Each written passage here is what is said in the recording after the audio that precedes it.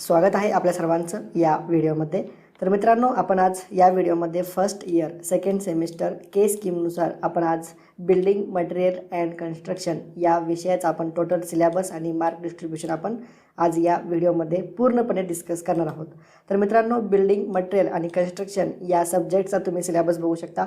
Total 5 topics तुम्हाला इथे study करायचे आहेत आणि त्या 5ही टॉपिकचा इथे तुम्हाला मार्क डिस्ट्रीब्युशन दिलेला आहे। टोटल 70 मार्कांचा तुमचा फायनल पेपर असणार आहे। त्याच्यामध्ये फर्स्ट टॉपिक बघा, ओव्हरव्ह्यू ऑफ कन्स्ट्रक्शन मटेरियल, जो 12 मार्कांसाठी तुम्हाला क्वेश्चन आहे। म्हणजेच 12 मार्कांसाठी हा तुम्हाला फायनल एक्झाममध्ये हा टॉपिक तुम्हाला येणार आहे। म्हणजेच या टॉपिकवरती 12 मार्कांचे प्रश्न हे तुम्हाला विचारले जातील, ओव्हरव्ह्यू ऑफ कन्स्ट्रक्शन मटेरियल। त्याच्यानंतर नेक्स्ट बघा, special purpose building construction material, ठीक आहे। हा पण युनिट 8 मार्कांसाठी आहे तुम्हाला। त्याच्यानंतर थर्ड युनिट बघा, construction of substructure and superstructure. आता जी काय आपली बिल्डिंग असते मित्रांनो, तर त्या बिल्डिंगच्या 2 कंपोनंटमध्ये डिवायडेशन केलेलं असतं। एक सबस्ट्रक्चर म्हणजे जमिनीच्या खालचा भाग आणि सुपरस्ट्रक्चर म्हणजे जमिनीच्या वरचा।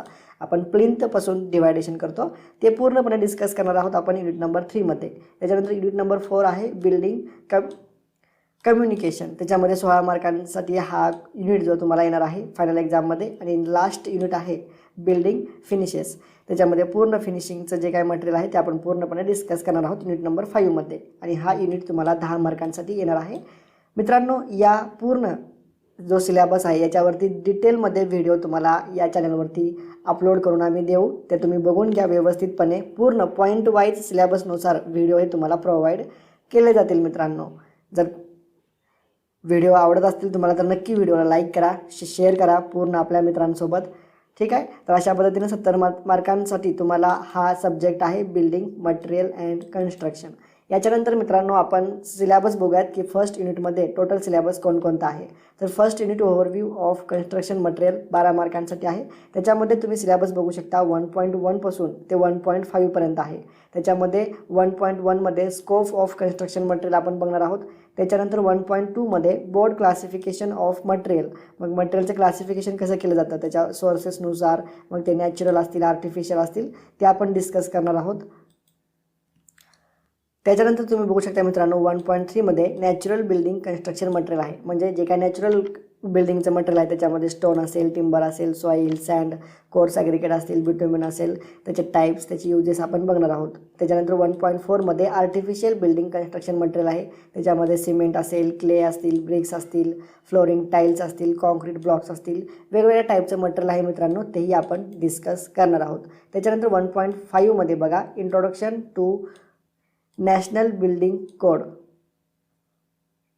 ते आपण पूर्णपणे डिस्कस करणार आहोत। त्याच्यानंतर टाइप्स ऑफ कन्स्ट्रक्शन आहे, लोड बेरिंग स्ट्रक्चर आहे, फ्रेम्ड स्ट्रक्चर आहे, कंपोजिट स्ट्रक्चर आहे, ते पूर्णपणे आपण सिलेबस हा जो सिलेबस आहे तो आपण युनिट नंबर 1 मध्ये आपण डिस्कस करणार आहोत, ठीक आहे। तर तुम्हाला युनिट नंबर 1 मध्ये मित्रांनो एवढा सिलेबसचा तुम्हाला स्टडी करायचा आहे आणि हा सिलेबस तुम्हाला 12 मार्कांसाठी फायनल एक्झाममध्ये येणार आहे। त्याच्यानंतर नेक्स्ट युनिट बघूयात, unit number 2 special purpose building construction material 8 मार्कांसाठी आहे। त्याच्यामध्ये तुम्ही बघू शकता स्पेशल बिल्डिंग कन्स्ट्रक्शन मटेरियल, त्याच्यामध्ये वॉटरप्रूफिंग असेल, टर्माइट प्रूफिंग असेल, थर्मल अँड साऊंड इन्सुलेटिंग असतील, त्याचे टाईप्स आणि सुटेबिलिटी आपण बघणार आहोत। त्याच्यानंतर 2.2 मध्ये फायबर्स आहेत। त्याच्यामध्ये ज्यूट फायबर असेल, ग्लास फायबर असेल, ठीक आहे, वेगवेगळ्या टाईपचे फायबर्स आहेत, त्याची युजेस आपण डिस्कस करणार आहोत। आणि 2.3 मध्ये जिओ पॉलिमर सिमेंट आहे, ठीक आहे, जिओ सिमेंट, त्याचे प्रॉपर्टीज आणि ॲप्लिकेशनसुद्धा आपण बघणार आहोत युनिट नंबर 2 मध्ये। त्याच्यानंतर नेक्स्ट बघा, युनिट नंबर 3 बघा, कन्स्ट्रक्शन ऑफ सबस्ट्रक्चर आणि सुपरस्ट्रक्चर।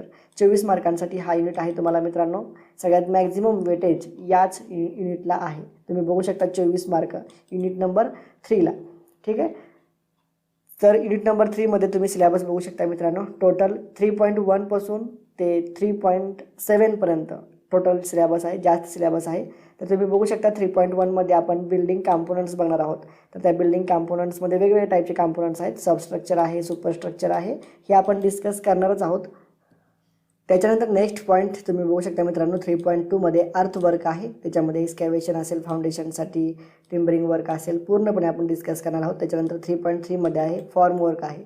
पूर्णपणे त्याचे टाईप्स, फॉर्मवर्कचे टाईप्स कशा पद्धतीने काढायचं, ड्युरेशन, पूर्णपणे रिक्वायरमेंट, मटेरियल्स कोणकोणतं वापरलं जातं ते आपण फॉर्मवर्कमध्ये बघणार आहोत. त्याच्यानंतर बघा फाउंडेशन्स 3.4मध्ये आपण पूर्णपणे फाउंडेशनच्या रिलेटेड आपण स्टडी करणार आहोत. 3.5 बघू शकता तुम्ही, स्टोन मेशनरी आहे, म्हणजे जे काही दगडाचं बांधकाम आहे मित्रांनो त्याला स्टोन मेशनरी म्हटलं जातं.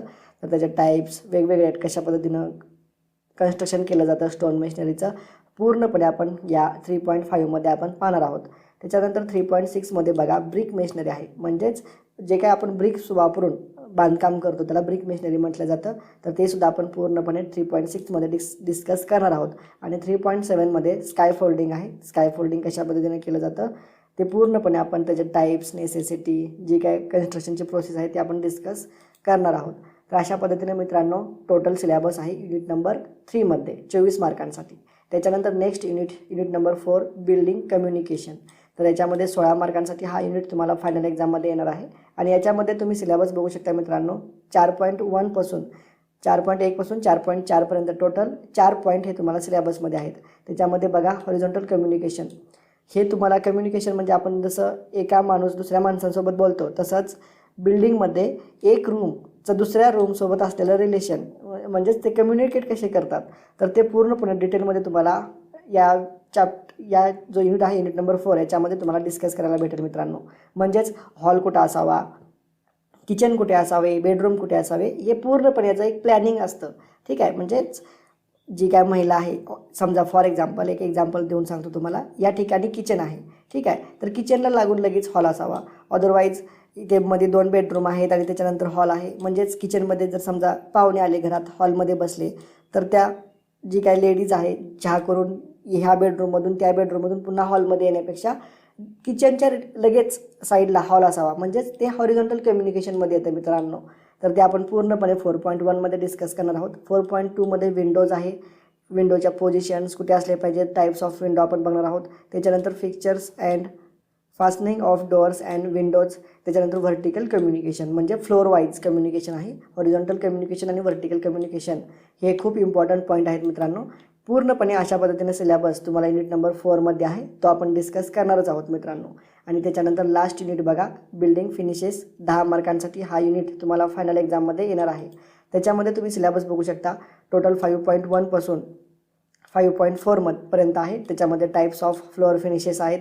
त्याच्यानंतर बघा प्लॅस्टरिंग आहे, त्याच्यानंतर स्पेशल प्लॅस्टर आहे, त्याच्यामध्ये वेगवेगळ्याच टाईपचं प्लॅस्टर आहे मित्रांनो. तुम्हाला याच्या प्रत्येकाचं प्लॅस्टरचं स्ट्रक्चर दाखवतो, कशा पद्धतीने केलं जातं, पूर्णपणे डिटेलमध्ये माहिती प्रोव्हाइड केली जाईल या चॅनलवरती. तुम्हाला फक्त जॉईन करावं लागेल या चॅनलला, जेणेकरून तुम्हाला हे पूर्ण सिलेबसचे व्हिडिओ हे तुम्हाला बघायला भेटतील.